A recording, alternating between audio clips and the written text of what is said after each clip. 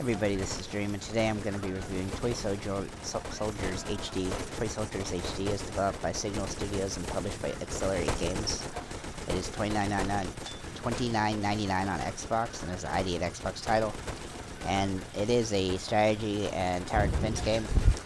So basically throughout this game, you're going to be progressing through and using upgrades and things on these different plots in order to defend your tower, essentially, which is actually your toy box, and you just have to kill as many enemies as possible and avoid them getting into your toy box and allowing too many of them in. Once too many get in, you will lose. So you have to try to defend from all the waves that come at you. This game is pretty dense in the depth of the game. There's a lot going on in some cases, and it is quite difficult.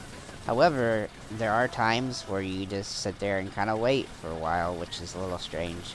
Usually tower defense games, I felt like there's not quite enough upgrades and stuff you can do for your items, even as you get late in the game, that make it so that you just sit there and wait for enemies to come and can't really do anything, and then even then, it's just, you're just watching people get mowed over by your defense, and you don't really have to do anything for a while. I felt like that was kind of a downside of the game. However, there are other levels where it's so difficult that you can almost not do anything fast enough, and everything just gets exploded within minutes. It seems like there's not a real good balance from level to level. And even when you unlock new upgrades, it seems like those don't get balanced very well. Like the first 7 levels, I kept getting upgrades for certain things that I felt like I didn't even need to use in those levels, versus other things which I could have used better, and that were better than those upgraded items. So there's a little bit of a balance issue, I think, in this game. But overall, the game is fun. If you like tower defense games, it's not bad.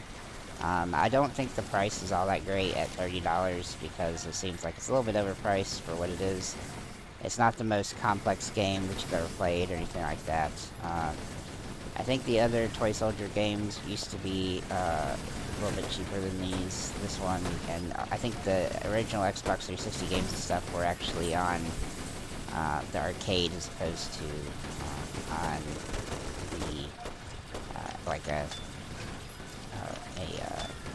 regular title. So it's a little strange that they would price it so highly.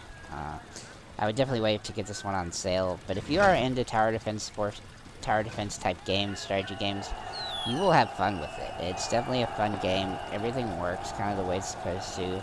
And, even though it has got some weird difficulty aspects to the game where it kind of ratchets up and then gets easy and ratchets up again and stuff like that, the levels are entertaining and fun, and you do have to create different strategies for each level, and you do kind of have to trial and error to see what works and what doesn't work. And I think that the level design is quite well done. If they can fix balance issues, this would definitely be a really high quality game. But those issues do kind of hurt it a little bit. But overall, like I said, it's a fun game, and there's lots of options when it comes to the types of enemies that are going to come at you.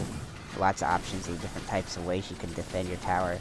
And as you progress through the game and you unlock more stuff, then that just increases tenfold. Like I said before, the only drawback is in some places it doesn't seem like some of the upgraded items are even worth wasting your money on.